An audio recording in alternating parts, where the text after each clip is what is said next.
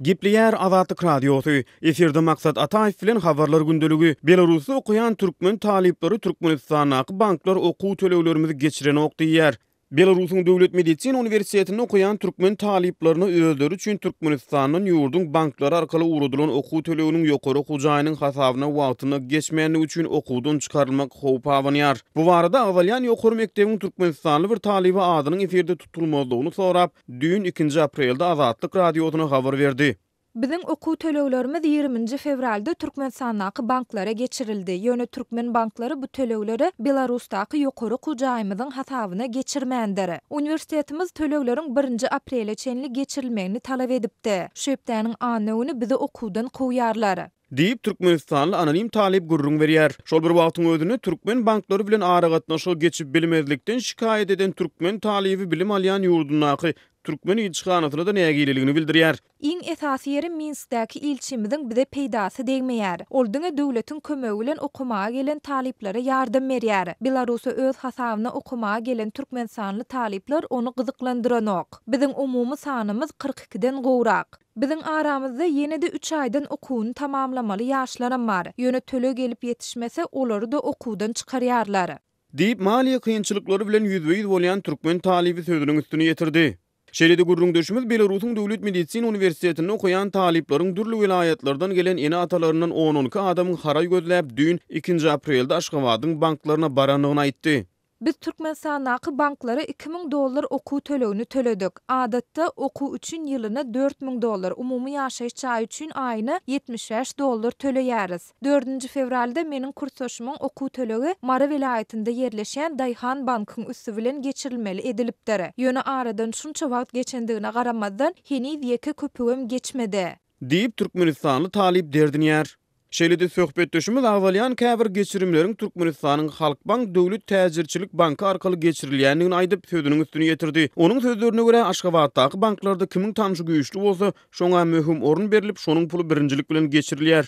Beýleki bir tarapdan gurrun edilýän ýagdaýlar boýunça degişli okuw jaýlarynyň talipleri sosial media arkaly hem birekden maslahat sorap çykylgy gözleýärler. Has takygy türkmen talipleriniň arasynda meşhurlugy eýe bolan Instagram sahypalarynyň birini awalyan ýokary mekdepde okuýanyny öňe sürüp ýazgy galdyran bir ulanyjy şeýle diýär. Belarusyň Medisina Universitetiniň 6-njy kursyny okuyan, ýene-de 3 aýdan diplom almaly. Okuw tölegi pulumy 22 fevralda geçiripdirler. Ýöne henizem tölegi geçenok. Okuw jaýymyna 1-nji güne çenli wagt berdiler. Şoňa çenli tölegi pulum geçmese açyslyany edýärler. Näme etjegim bilemok, maslahat beräýin diýip haray gözleýär. Gurruňy gidýän ýokary okuw jaýyny okuýanyny çak edilýän beýleki bir talip özüniň okuw töleginiň Türkmenabatyň Daýhan bankyndan 20 fevralda geçirilendigini, ýöne ýokary okuw jaýynyň hasabyna heniz bu tölegin geçmänligini aýdýar. Ol mene näme etjegim bilemok diýip sözüniň üstüne ýetirýär. Azatlyk radiosu 3 aprel günü awalyan ýagdaýlary resmi taýdan aýdynlaşdyrmak üçin Türkmenistanyň Halkbank Döwlet Täzirçilik Bankyna jaň edenine, bankyň soraw jogap gullugynyň daşary ýurtlar boýunça amallary amala asyrýan bölümiň telefon belgisi diýip beren sargysynaky jogapkar bank resmisi özleriniň diňe içerki amallara jogap berýändigini, bu mesele boýunça maglumat berip bilmejekdigini aýtdy. Gysga çaýdanymyzda Azatlygyň degişli resmilerden maglumat almak tynanşygy başa barmady. Azatlygyň Belarusdaky türkmen ilçihanasyndan gurrun edilýän ýagdaýlar boýunça maglumat almak tynanşygy netije bermedi. Sözümüziň başyndaky meseleni bozgan anonim talibiň sözlerine dolanyp gelsek, ol Minskdäki türkmen ilçihanasy ses bermäge gedek gelende dinç güni bolandygyna garamazdan bizi zor bilen mejburi çagyryp ses berdirdiler. Ýöne bize kömek gerek wagtynda ilçi ýok. Diýip sözüni jemleýär. Daşary ýurtlarda okuyan türkmen talipleriniň ýüzbeýiz bolýan kynçylyklary barada daşary ýurt medeniýet terişdelerine şol sany Azatlyk radiosyna wagtal maglumatlar peýda bolup durýar. Ýöne bu meseleleri çözmek boýunça türkmen resmileriniň görýän anyk tagallalary barada jemgyýetçiligi giňişleýin maglumat el ýeterli däl. Öz sewitingizde bolýan wakalar barada Azatlyga maglumat bermek isleseňiz, biziň Facebook hasabymyza ýazyň. Bizi gözlegi bölümine Azatlyk radiosu ýazyp tap bilersiňiz. Siz suratlaryňyzy we videolaryňyzy hem ýollap bilersiňiz. Azatlyk siziň şahsiýetiniňizi gizlinlikde saklar. Siz bolan wakalar barada maglumat beriň, biz hem habar bereriz.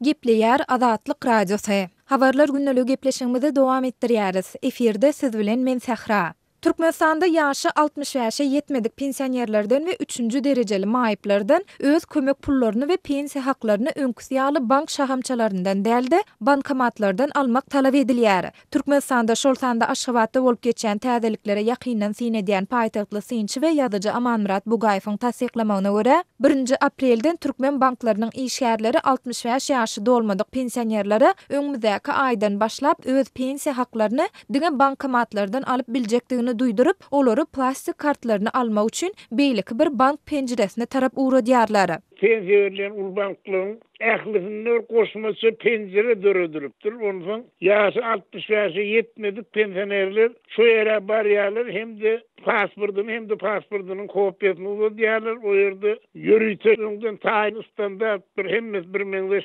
tekstde taýýarlanan şertnama bar. Hemde o şol üçin umum törege 21 manat 80 tenge ýöne şon 22 manat berdiýärler. 20 tenge gaýtargyp beren oklar. Şondan soňra da olary özleriniň gençlik etrafyndaky bir sosial üçinçilik bölümine barmalyk aýdylýar.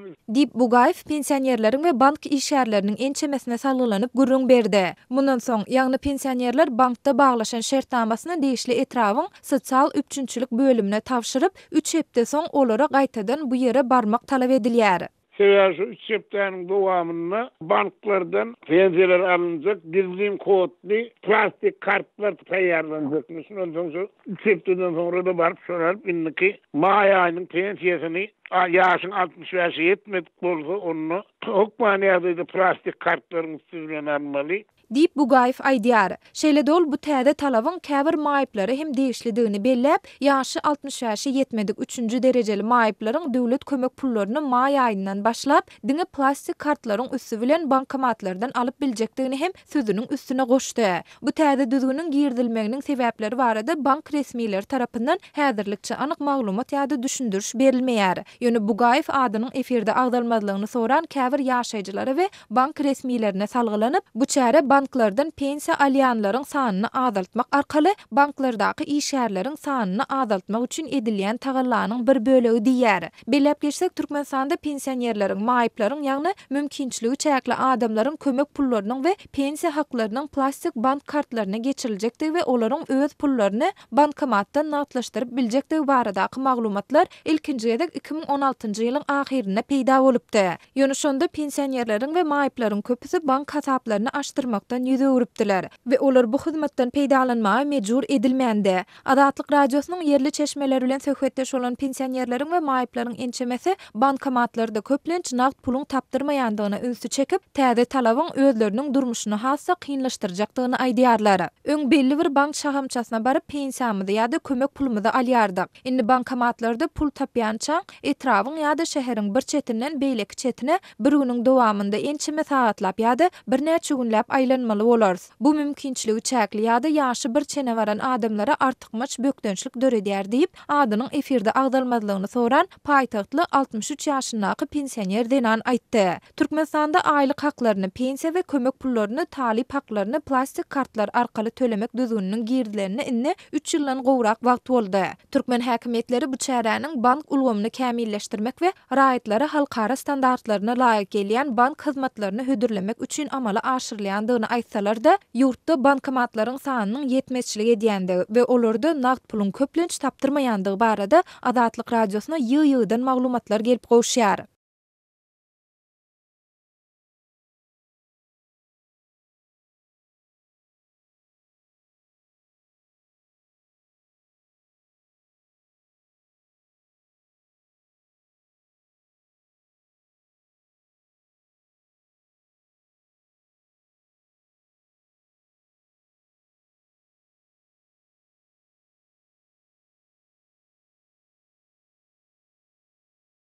Gepleýär Adatlyk radiosu. Habarlar günneligi gepleşigimizi men Döwlet Baýhan dowam etdirýän. Aşgabatda harwy gullugy toranlaryň öýüne goýbermek üçin para soralýar. Aşgabatdaky harwy gullugyny mart aýyna tamamlanan käbir eskerleriň öýüne goýbermek üçin maşgalalaryndan para peşkeş soralýanyny habar berilýär. Lewap we Mary vilayatlarynyň gelip oğullarynyň hasapda durýan Aşgabatdaky harby bölüminiň goloýunyna, oň göýbermegine garaşyp beren ýerinden Azatlyk radiosyna 100 tutanlygyny aýdýan maşgalalaryň öňe sürmegine görä, olaryň oğullary mart aýyna harby gulluk möhledini dogly tamamlandygyna garamazdan öýüne iýerilmeýär. Aşgabatdaky harby bölümi oğlumuzy almaga barsak, ol ýerde ýok ekeni. Oň nerdedigini resmiýetlerden anyk öwrenmek başartmady. Käbir harbylar oň türgünleşi üçin gidenligini, bir näçe günden dolanyp geljegini bildirdi. Ýöne onu tanaýan eskerleriň käbiri oğlumyň Bäherden tarapda biriniň hojalygyna işläp ýörendigini aýtdy. Biz bir näçe günläp oğlumuzy görjek bolup, haýyp harby bölümiň gapysyna ýatypdyr. Eskerleri Aşgabatyň töweregindäki etraplara, hojalyklara işlemäge iýeren ekenler.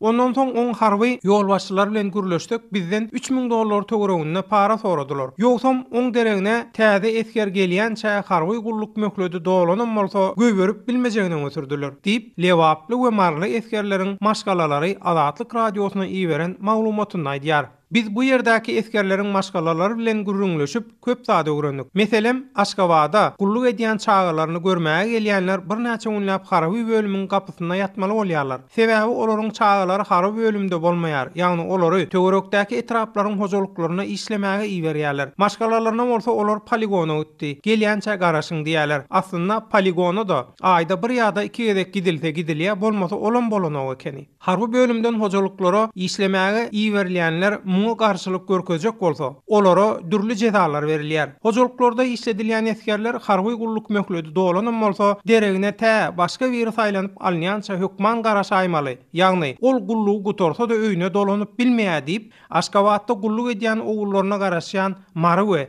Lewap vilayatyndan bolan käbir enatalar Azatlyk radiosyna beren maglumatynyň üstüne ýetirýär. Azatlyk radiosu bilen bu urda anonim ýagdaýda gürrüňdeş bolan goloýda harby gullugyny tamamlap, Türkiýe işlemäge gelen käbir zähmet migrantlaram ýokarda agdalýan ýagdaýlaryň dogurdugyny tasdiklap, şol urwatyň özünde eskerleriň 2 ýyllap geýen harby iňmaşynyň ýarym bakasyny tölemäge hem mejbur edilýändigini öňe sürýärler. Aşgabatda harby gullugy tamamlap öýe dolanjak mahalyň gol çekdirilýän resmiýetnamada harby iňmaşyna gitdi diýip görkezlýän bolsa, aslynda ýolbaşçylar zor bilen 160 manat edip eskerleriň harby eşigini ýyzyn alyp galýarlar. Maşgalalarynyň aýdyşy ýaly, Aşgabatda hakyky manada gulluk edýän ýok, ýagny eskerleriň köp üstän ýaly hojalyklarda batrak ýaly bolup işläp ýörler. Men özüm Göktepe'däki bir hojalyga iýerildim we enem atam ýyzymdan almaga gelende soralýan para peşkeşi bermäge razylyk bildirse-de 4 gün garaşdyryp soň meni goýberdiler. Onsoň menem bergileri üzmek üçin Türkiýe işlemäge gaýtmaly boldum diýip Azatlyk radiosu bilen harby gullukda başyndan geçirenlerini paýlaşan İstanbuldaky zähmet migrant aýdýar. Ýatlap geçsek, Türkmenistanyň prezidenti Gurbanuly Berdimuhammedow 30 ýanwarda Balkan welaýatyna edýän iş saparynyň dowamyny geçiren Döwlet Gowpsuzlyk Geňeşiniň göçme mejlisinde Goranmak ministri Ýaýlym Berdiýew wezipe borçlaryny talap alaýyk ýerine ýetirmän işde göýberen kemçilikler üçin ýen känç ulan edipdi. Şol wagtda prezident ýurdun ýaragly güýçleriniň düzümlerini döwrewap derejede enjamlaşdyrmak, harbylaryň gulluk hem ýaşaýyş şertlerini gowlandyrmak meselelerini hemişe üns merkezine saklamagy tapşyrypdy. Sözü jemlesek, Aşgabatdaky harby gulluk möhledini tamamlandygyna garamazdan öýlerine göýberilmeýändigi aýdylýan käbir eskerleriň ykballary barasynda ýokarda agdalýan ýagdaýlar bilen baglanyşykly degişli türkmen resmiýetlerinden nähilidir bir kommentariýa ýa-da jikmejik maglumat almak Azatlyk radiosyna başartmady. Gepler Azatlyk radiosu efirde siz bilen men Sultan Atçylywa gepleşiklerine dowam etdirýäris. Eýem ekstörüniň ýetip gelendigine seretmeden daýhan birleşikleriniň kärendeçiler bilen baglaşmaly şertnamany dogry ýerine ýetirmendikleri barada maglumatlar bar. Mary vilayatynyň Mary etrabynyň Türkmengaly we ýöleten etraplarynyň käbir daýhan birleşikleriniň kärendeçileri her ýylda hem öz ellerine şertnamanyň bir nusgasynyň berilmeýändigini aýdýarlar. Daýhan birleşiginiň edara jaýyna çagyryp şertnama gol çekdirýärler. Şertnama belligi alynandan soňra, daýhan birleşiginiň başlygy hem gol goýandan soňra şertnamanyň bir nusgasyny alarsyň diýiller. Emma ol gol goýulmanyň iýdi gelmeýär. Her şimdi daýhan birleşiginiň edara jaýyna gatnap durmaga daýhanyň wagty hem ýok. Onu artykma çedek sorap dursaň, onda daýhanyň ýagdaýyny kynlaşdyrýarlar. Odaldan hem wagtynda berilmeýän tehnika hakyny talap eden daýhana has hem giýjikdirilip berilýär. Paxtan wagtynda ekilmese, suwun wagtynda berilmese, paxta ide etmek üçin soňky ideglere gerek bolan texnikalar sana berilmese, daýhan ozalky mydaryndan hem aýrylýar. Texnika wagtynda berilmese daýhan öz hasabyna hojalyklarda bar bolan texnikalary pula tutup paxtadan ekmäge, soňra külte, akoşnik diýenäli işler geçirmek üçin hem texnika tutmagy mejbur bolýar. Ýylaýak bolanda bolsa daýhan birleşiginiň texnika hyzmatlar diýip edilmedik hyzmat üçin pul tutýar. Şeýlelikde daýhalar iki çykdaýjak galýarlar diýip soňra ýylyň dowamynda hem döküniň, suwun hem wagtynda berilmeýändigini daýhalar aýdýarlar. Paxtaya buğday ekeninden arpaya yorunca ekeniň gowy ýerde berýär. Arpaya yorunca ekmek üçin daýhan birleşigine 1 hektar ýer üçin 1000-1200 manat pul töläp ýeri bir gerek ekmäge alýardyň. Ýurtda iýimgyçylyk sebäpli bu ekilleriň önümine isleýän. Ýöne daýhalara bu ekilleri ekmäge hem ygtyýar berilmeýär. Daýhalar görkezme bilen ýa buğday ýa paxta ekmeli bolýarlar. Döwlet tarapyndan paxtanyň buğdaýyň satyn alyş narxy galdyrylmaýar. Üstüne daýhan birleşikleriniň ýolbaşçylarynyň edenetlikleri sebäpli daýhalaryň hal et boş çykýarlar. Ýyllyk girdeji almaly bolanda daýhalaryň şertnamadaky tutumlary aşa ýokary bolup girdejiniň näme tutulup özleriniň boş çykýandyklaryny hem daýhalar düşünmän galýarlar diýip şu sebäplere görä daýhalaryň köpüsiniň kärende ýerlerini taşlamaga mejbur bolýandyklaryny hem daýhalar aýdýarlar. Adatlyk radiosu Telegramda. Bizi Adatlyk radiosu sözü bilen tap bilersiňiz. Adatlyk radiosu arkaly öz maglumatlaryňyzy ýyle ýetirmekçimi?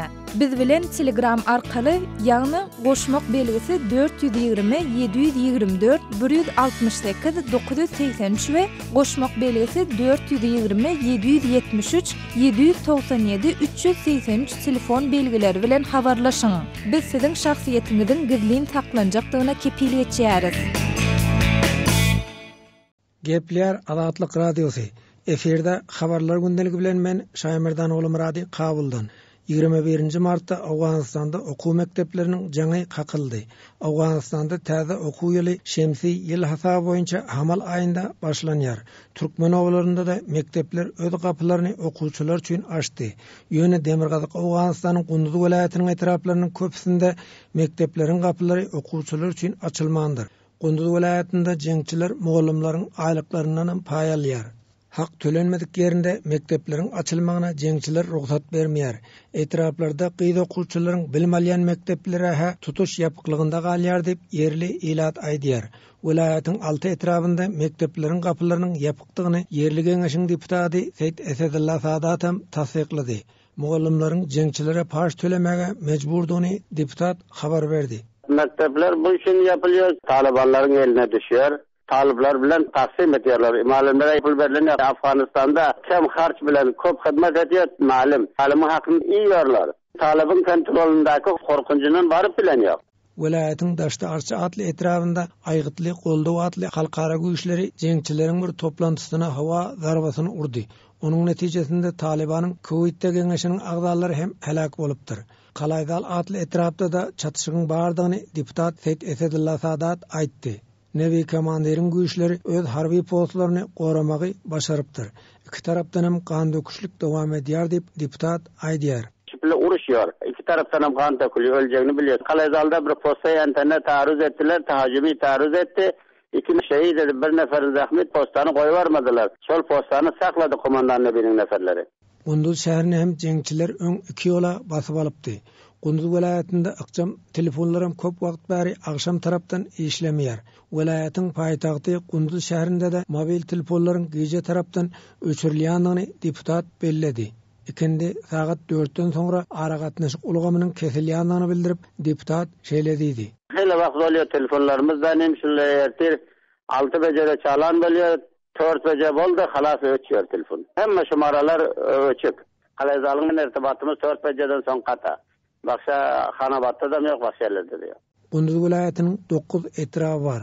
6 etrafynda türkmenler hem goýçum bolup ýaşaýar. Gunduz welaýatynda türkmenlere hak hukugyň berilmeýändigini deputat Seyit Esedulla Sadat gurrun berdi. Türkmenlere şu Gunduzda hak berilen ýok. 48 riýasatyň içinden bir reis türkmenden ýok. 9 uluswalıkta bir uluswal türkmenden ýok. 9 uluswalıkta bir komandan türkmenden ýok.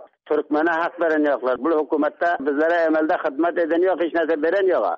Awgan türkmenlerinin gaty kynçylyk çekýändigini deputat Seyit Esedulla Sadat aýdýar.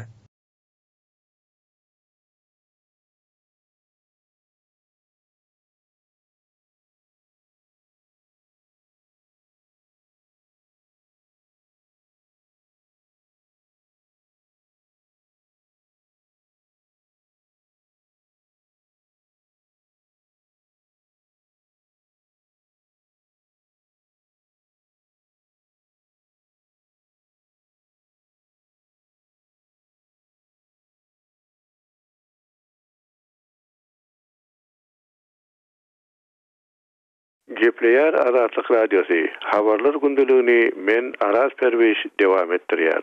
Russiýanyň prezidenti Vladimir Putin öten ay prezidentlige gaýtadan saýlanan bäri eden ilkinji safarynyň çägine 3 aprelde Ankara'da Türk kardeşi Recep Tayyip Erdoğan bilen duşar.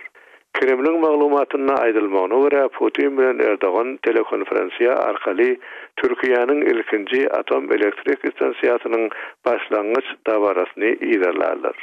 Bu desga Russiýanyň hyzmatdaşlygy bilen gurulýar. Mundan başga da liderleriň iki taraplaryň sewda we ykdysady hyzmatdaşlyk Türkiýanyň Russiýadan satyn almagy planlaşdyran yer-hawa raketa sistemalarynyň jikmejikleri şeýle hem Siriýadaky ýagdaý hakda pikir alışmagyna garaşylýar. 4 aprelde bolsa Siriýa konflikti hakda Ankara'da üç taraplaryň gepleşik geçirmek maksady bilen Russiýanyň we Türkiýanyň ýol başçylaryna Iranyň prezidenti Hasan Ruhani da goşular. 7 ýyl bäri dewam edýän konfliktde bu ýurtlaryň üçüsi de içkin gatnaşýarlar. 2015-nji ýylyň noýabr aýynda Türkiýanyň uçurlary Siriýa serhediniň golaýyna Russiýanyň bir harby uçuryny atyp gaçyrandan soňra Moskwa bilen Ankara arasyndaky gatnaşyk yaramazlaşypdy. Ýöne Putin bilen Erdoğan öz ýurtlarynyň günmatar bilen bolan gatnaşyklary gawşa bugranyndan soňra özara gatnaşyklary gawlandyrmak orduna türli çäreleri ýola goýdular. Ankara Russiýanyň atom energiýasy boýunça döwlet kompaniýasy Rosatom'a Akkuý atom elektrik stansiýasynyň birinji böleginiň gurulşygyna başlanmagyna ruhsat etdi. Türkiye ilkinji atom elektrik stansiýasynyň 2023-nji ýyldan bäri öz işine başlamagyna garaşýar. Ýöne bahasy $20 milliard diýip çaklanýan 4 bölekden ibaret desganyň gurulşygy türli sebeplere görä geciktirildi. Mundan başga da iki ýurduň özara hyzmatdaşlygy bilen Türk akymy gaz geçirjisi gurulýar. Russiýadan Türkiýe gaz aktyrmagy planlaşdyrylan bu liniýanyň bahasy 12 milliarddan agdyk diýip çaklandy. Ankara Russiýadan raketadan goranyş üçin S-400 hysymly sistemany satyn almak barada hem Moskwa bilen gepleşik geçirýär. Türkiýanyň NATO ýaranlary bolsa muny halan oklar. Birleşen Ştatlar dünýäniň ähli ýurtlaryna şol sanyna Türkiýede duýduruş berip, olaryň Russiýanyň harby senagady bilen edilen saldamly sewdalar sebäpli sanksiýalar bilen ýüzbeýiz bolmaklarynyň mümkindigini aýtdy. Siriýa konfliktinde bolsa gapma garşylykly taraplary goldaýan Russiýa bilen Türkiýe Iran bilen birlikde seweşleriň gidişini haýallatmak üçin gazaplylygy aşakladyş zonalaryny döretmek orduna iş alyp bardylar.